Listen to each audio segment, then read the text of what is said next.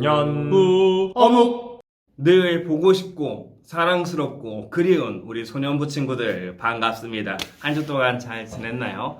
아이고 생각해보니까 벌써 이제 4월 말로 향해서 가고 있어요. 어떤 친구들은 소년부 왔는데 아직 현장에서 얼굴 한 번도 못 본 친구들도 있고 6학년인데도 불구하고 작년에 코로나 이후로 한 번도 못 본 친구들도 많이 있죠. 되게 많이 보고 싶고 궁금하고 어떻게 지내는지 참 궁금한데요. 그래도 이렇게 매일 어묵을 통해서라도 여러분들과 소통할 수 있어서 좋은 것 같습니다. 오늘도 여러분의 이야기들을 댓글로 달아주시면서 같이 이야기 나누면 좋을 것 같고요. 오늘도 하나님께서 우리에게 어떤 말씀 주실지 또 기대하면서 기도로 오늘 말씀의 시간을 시작하도록 하겠습니다. 하나님 감사합니다. 오늘도 이렇게 사랑하고 보고 싶은 소년부 친구들과 함께 이렇게 말씀 묵상할 수 있게 해주셔서 감사드립니다. 오늘 이렇게 말씀 볼 때에 우리의 마음이 하나님께 열려있게 해주셔서 주님께서 우리에게 무엇을 말씀하시든 아멘 하고 예쁘게 순종하는 우리 소년부 친구들 될 수 있도록 도와주세요. 말씀 보는 즐거움을 알게 해주시고 말씀 속에서 하나님의 뜻을 깨달을 수 있는 지혜를 허락해 주세요. 예수님 이름으로 기도했습니다. 아멘.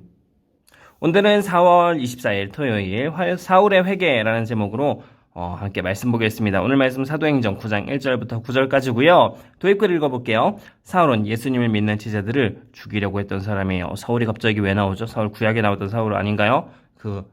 누구지? 요나단의 아버지? 아닌 거 알고 있죠? 이 사울은 그 사울 아니에요. 나중에 우리가 바울이라고 알고 있던 사람하고 같은 사람입니다. 자, 그런데 사울이 예수님을 만나고 변하게 됩니다. 어떻게 예수님을 만나게 되었는지 살펴볼까요? 자, 오늘 말씀 속으로 들어가 볼게요. 사울은 여전히 주님의 제자들을 죽이겠다는 생각으로 그들을 위협하고 있었습니다. 아주 무서운 사람이었네요. 사람들을 죽이겠다고 생각했대요. 특히 주님의 제자들을요. 그는 대제사장에게 가서 다마스커스의 여러 회당에 보내는 편지를 써달라고 했어요. 편지를 왜 써달라고 했을까요? 남자든 여자든 그 도를 따르는 사람이 있으면 닥치는 대로 붙잡아서 예루살렘으로 끌고 오려는 것이 그의 생각이었습니다. 아주 무시무시한 생각을 했던 사람이었어요.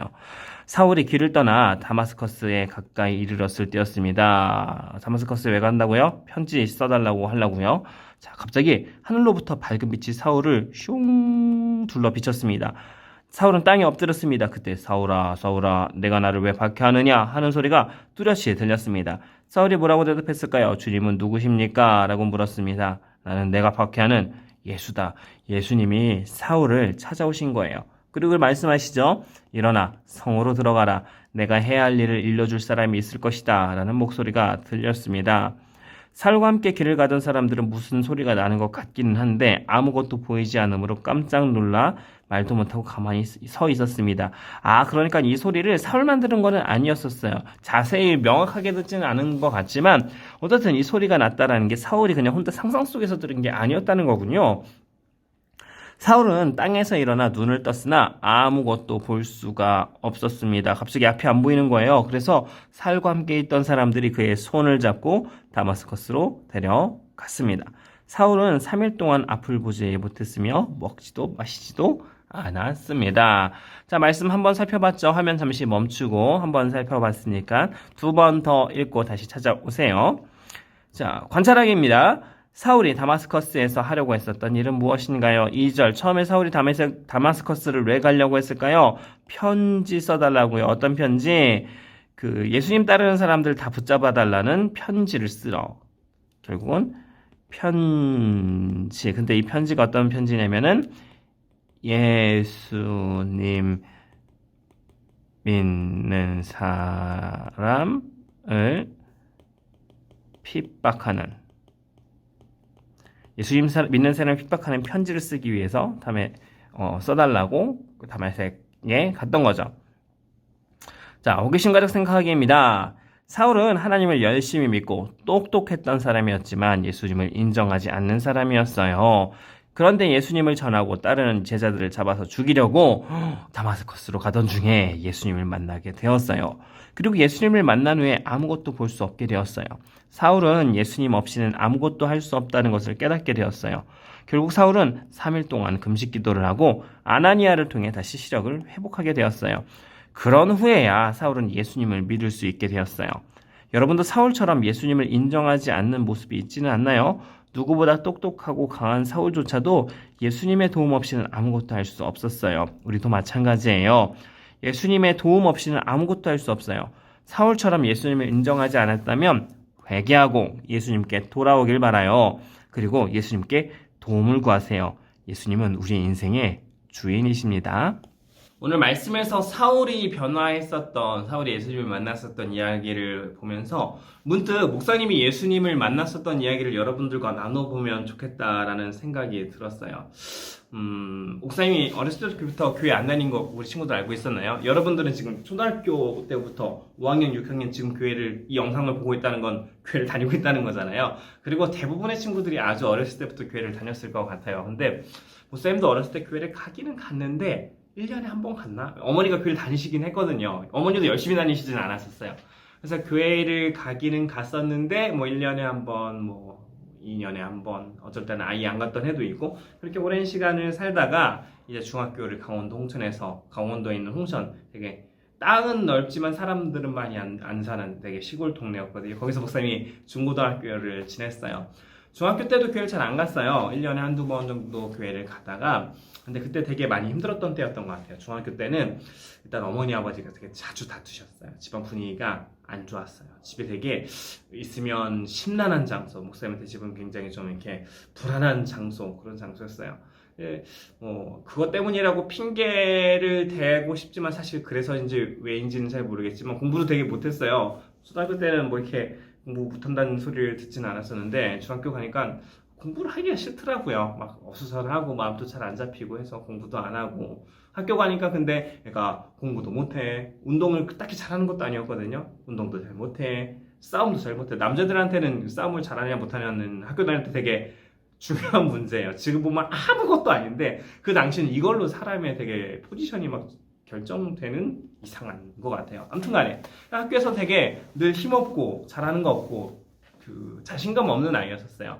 그렇게 내가 왜 이럴까, 내 삶이 왜 이럴까 그렇게 되게 고통스러웠던 와중에 교회 1년에 그래도 한두 번은 갔다고 했잖아요. 교회 형한테 전화가 온 거예요. 전화가 와가지고 승우야 뭐하니 다음 주에 교회에서 등산 가는데 따라갈래? 라고 하는데 내심 반가웠어요. 왜냐면 겨울방학 때 할 게 없었었는데 등산 가자고 하니까 불러주니까 고맙더라고요. 놀러 가는 거니까 당연히 등산 놀러 갔다가 산에 갔다가 내려오는데 형이 얘기를 하더라고요. 승우야 다음 주에 교회 수련회 있는데 2박 3일로 어디 갔다 오는데 같이 갈래?